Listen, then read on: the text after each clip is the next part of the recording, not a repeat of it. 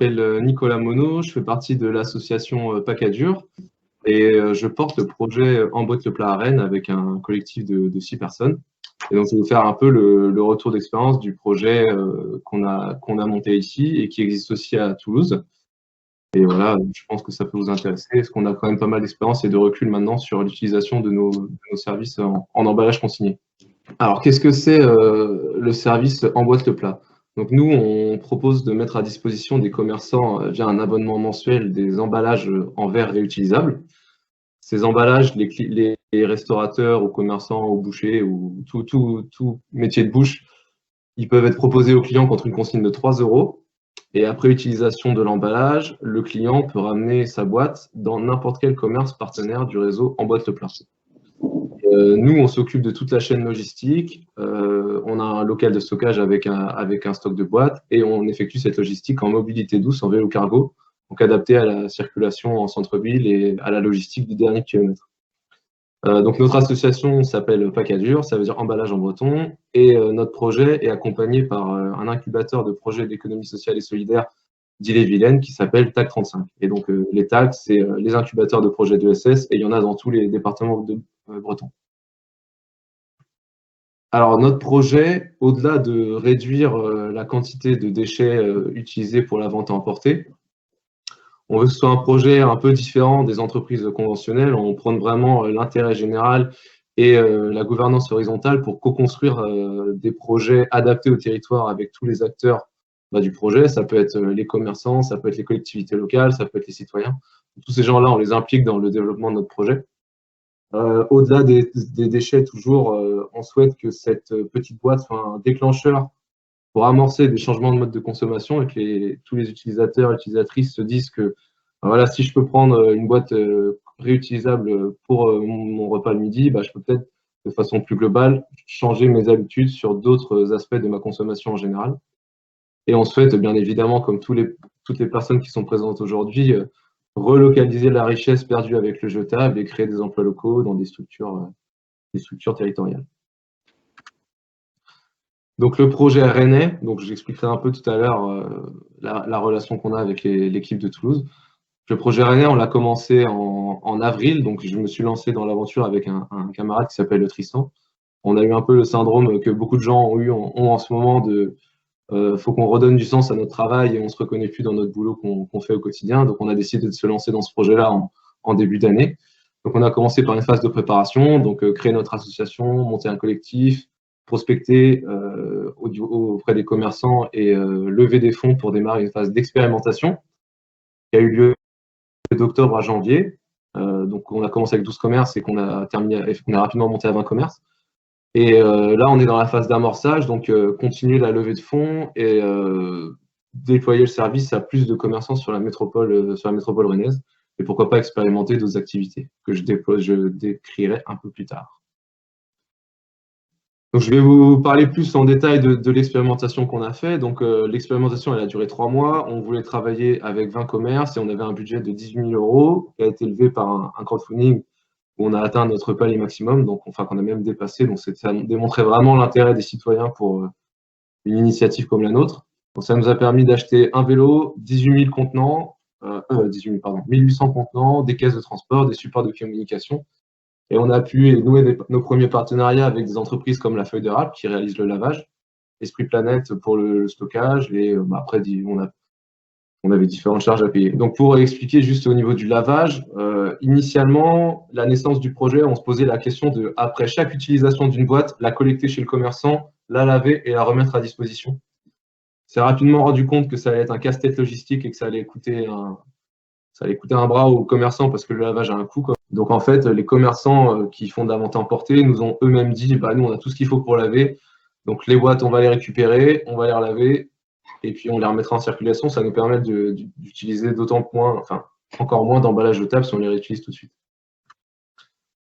Donc, quelques chiffres de ces 3 mois de test. Donc, on a distribué plus de 2488 boîtes sur le stock qu'on avait acheté.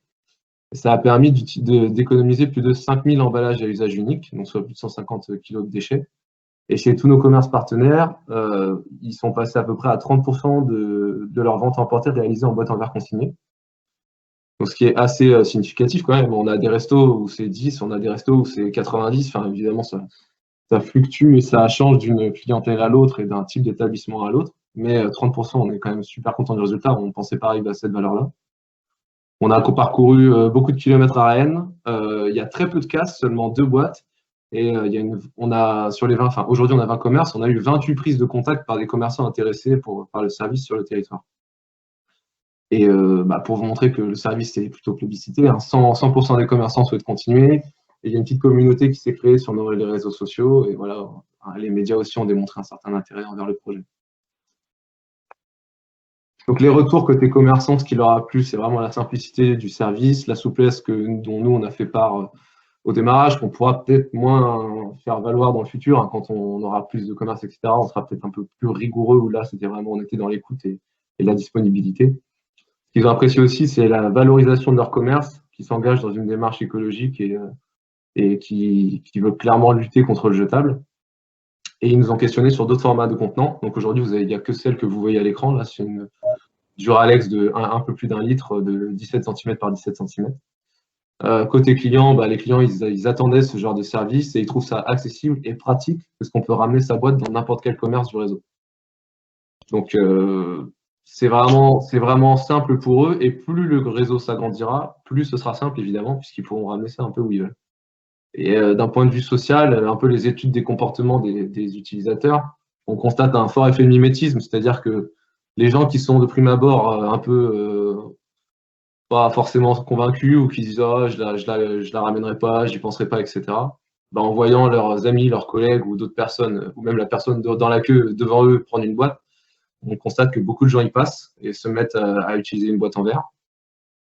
Et que les gens rapportaient pas beaucoup. Nous aussi, on constate quand même que les gens s'approprient en général le contenant. Donc pour nous, c'est pas très grave, c'est même pas. Enfin, pour nous, on va même dire que le contrat est rempli puisque les gens l'utilisent après pour leur consommation, donc c'est d'autant plus d'emballage jetable évité. Mais néanmoins, c'est sûr que voilà, pour nous, il faut récupérer les consignes, réinvestir dans des contenants. Mais on estime après aujourd'hui qu'on a 80% des contenants qui sont restés chez les utilisateurs et qu'ils utilisent au quotidien, ou enfin peut-être pas au quotidien, mais toutes les semaines quand ils vont prendre à emporter dans leur restaurant préféré. Et on constate aussi que cette alternative, comme on souhaitait déclencher des changements de mode de consommation, ça a quand même eu un impact de ce côté-là, puisque maintenant les gens ont pris des habitudes différentes. Ils rapportent leur contenant, ils rapportent leur couvert, ils rapportent leur petit gobelet quand ils veulent prendre un café, etc. Et ça soulève vraiment un questionnement sur les pratiques individuelles de chacun. Les enjeux pour nous cette année, donc levée de fonds afin de pouvoir investir dans un nouveau parc de contenants et déployer à plus de commerces de la métropole. Donc là, on est en attente de réponse à des dossiers qu'on a fait au niveau de la région Bretagne et de l'ADEME. Donc nous, l'objectif principal, voilà, c'est d'agrandir le réseau, de mettre des nouveaux formats que vous voyez à l'écran là, donc un plus petit carré et un plus petit rond pour des formats, enfin pour des plats type dessert ou entrée ou petite salade. Nous, salariés sur le projet, éventuellement prendre un service civique pour nous aider à déployer le projet. Trouver un local, puisqu'aujourd'hui on stocke nos boîtes chez quelqu'un d'autre, mais quand on en aura 10 000, ce sera un peu plus compliqué de stocker, donc il faut qu'on trouve un local de notre côté. Et on a aussi une analyse de cycle de vie qui est en cours, donc ça c'est assez intéressant, puisque qu'on souhaite dire, nous, avec le projet en boîte de place, c'est ma boîte en verre, effectivement, elle est plus énergivore à fabriquer qu'un emballage en carton, mais au bout de combien de temps, au bout de combien d'utilisations, elle sera compétitive économiquement et écologiquement parlant par rapport à des emballages en carton à usage unique ou en plastique ou toute autre matière. Donc on travaille avec Accenture, une entreprise de conseil sur ce sujet-là et on devrait avoir les résultats bientôt. Donc ça prend bien en compte de l'extraction au transport, au lavage, etc. Et on souhaite aussi expérimenter d'autres services sur le territoire, comme par exemple travailler sur la restauration collective, sur des événements culturels. À Rennes, par exemple, on a un événement qui s'appelle le marché à manger qui a lieu tous les premiers samedis du mois, hors Covid bien évidemment, où près de 3000 personnes se réunissent autour de différents stands où de la nourriture est proposée. Et chaque samedi, ça génère plus de 3000 emballages jetables. Donc on nous a clairement, pas challengé, mais on nous a dit que ce serait super de trouver des solutions pour ça.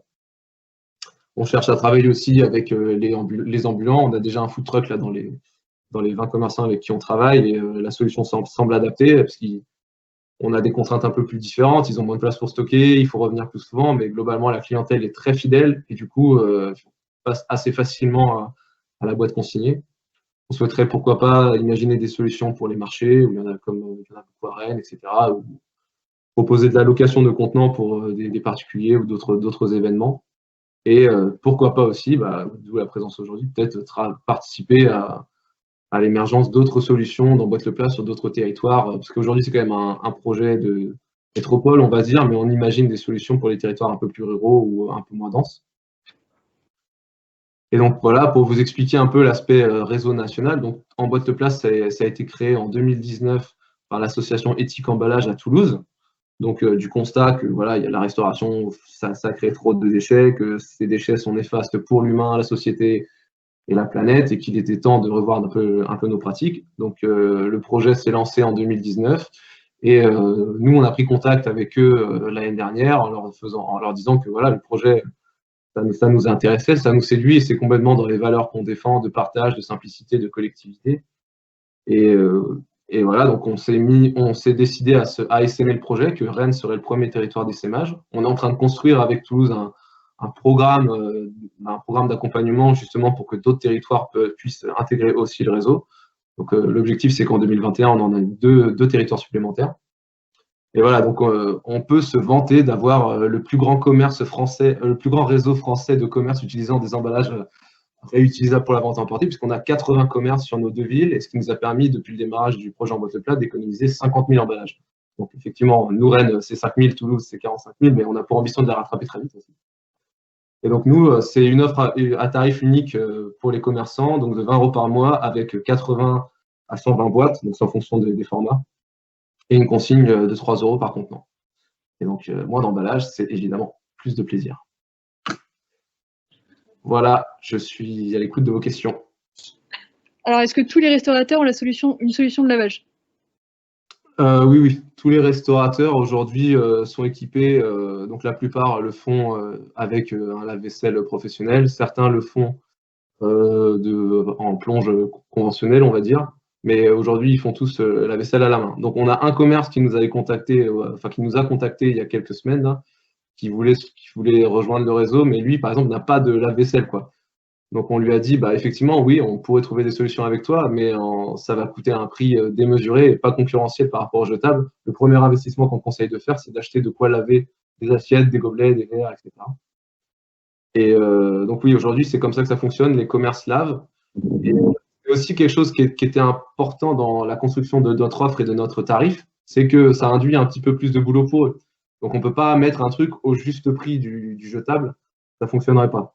Mais globalement, quand même, ce qui se passe, c'est que les clients, comme ils s'approprient les contenants, ils les entretiennent eux-mêmes, donc c'est-à-dire qu'ils les lavent et ils les ramènent propres chez le commerçant et il fait juste un remplissage de la boîte. Ça reste, ils les rendent pas vraiment, enfin, quelquefois ils les rendent, ça dépend des commerces. Quand c'est des traiteurs, ils récupèrent les boîtes de la veille et ils les resserrent le matin. Mais dans la plupart du temps, ils font juste du remplissage et ça fait du coup pas une charge très très élevée en termes de lavage pour les commerçants. Puis ça leur évite de payer du coup le contenu à chaque fois puisque le client le ramène en fait. Exactement. Donc à chaque ce contenu. midi, par exemple, j'étais chez un commerce et il y avait la majeure partie des gens qui utilisaient un boîte plat. En fait, ils ramenaient leur boîte et ils se la faisaient remplir et ils repartaient avec, quoi. Que ça pose pas des problèmes d'hygiène de ramener son contenant de l'extérieur qui a été lavé chez soi chez le restaurateur, puisqu'en fait c'est aussi amener du coup de l'extérieur dans les cuisines du restaurateur en fait. Eh ben, en fait, la réglementation HACCP, effectivement, elle préconise que, enfin, elle implique même que tout ce qui sort de la cuisine ne doit pas revenir en arrière. Dans la réalité des faits, quand les commerçants ils font les remplissages comme ça, ils ne retournent pas forcément en cuisine, ils ont parfois leur gamelle pas loin du comptoir et ils font le remplissage en direct.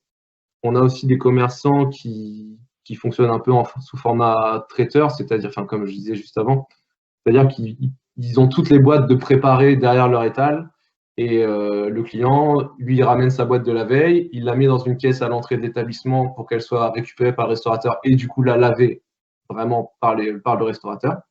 Et il en récupère une qui a été lavée le matin et dans laquelle il y a de la nourriture propre. Après, cette réglementation, donc, vous m'arrêtez si je me trompe, Marie, etc., puisque vous avez peut-être des informations un peu comme moi à ce sujet. Aujourd'hui, c'est le restaurateur qui est maître de la propreté du contenant. C'est-à-dire que si demain, quelqu'un va prendre à manger et il est malade, il peut incriminer le restaurateur. Bon, dans les faits, personne ne le fait, hein, parce que les gens sont quand même un peu responsables. Mais la réglementation est en train d'évoluer et devrait changer cette année, je crois, et ce sera le client qui sera responsable de son emballage. Du coup, justement, pour dynamiser les pratiques. Après, effectivement, ça ne change toujours pas qu'il ne faut pas venir emmener des choses contaminantes dans la cuisine. Et il faut s'adapter un peu du point de vue restaurateur pour servir ça au plus près du client, quoi. Est-ce que vous êtes rapproché des restaurateurs pour étudier les contenants, le fait que ce soit ergonomique, etc. Je l'ai juste là, la boîte, là, cette magnifique boîte. Alors en fait, nous, projet Rennais, on s'est basé sur l'expérience de Toulouse, qui à l'époque du démarrage du projet avait benchmarké un peu différents modèles d'emballage, donc différentes matières, différentes marques, et ils avaient proposé ça à un panel de commerçants. Et c'était ce modèle-là qui avait été choisi. Donc, en face de ce modèle-là, qui est assez simple avec un couvercle, c'est un couvercle clipsé, là, qui s'emboîte bien. Il y avait des boîtes avec des clips, il y avait des boîtes en plastique, il y avait des bocaux avec des joints et des agrafes métalliques, etc. Celui-ci a été retenu parce que sa contenance convient bien, pardon, à un plat du jour. Et ce couvercle assez souple et très rapide à mettre en comparaison au clip qui en plus se casse assez souvent. Donc c'est comme ça qu'il a été choisi. Après, on est à l'écoute des fabricants d'emballage qui sont bien conscients qu'il se passe quelque chose au niveau du réemploi et qui proposent des produits un peu innovants, peut-être un peu plus qualitatifs, peut-être un peu plus légers.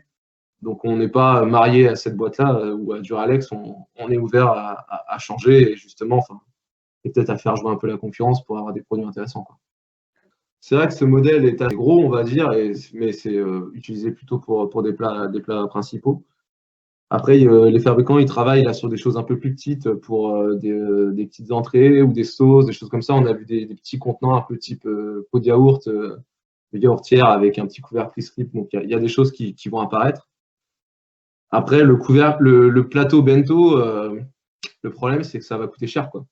C'est que ça va coûter très cher et du coup, ça va faire des consignes un peu élevées. Et je pense que même techniquement, faire des plateaux en verre comme ça, c'est un peu compliqué parce que le verre, c'est un matériau très contraint et plus il y a des formes complexes à l'intérieur et plus c'est fragile.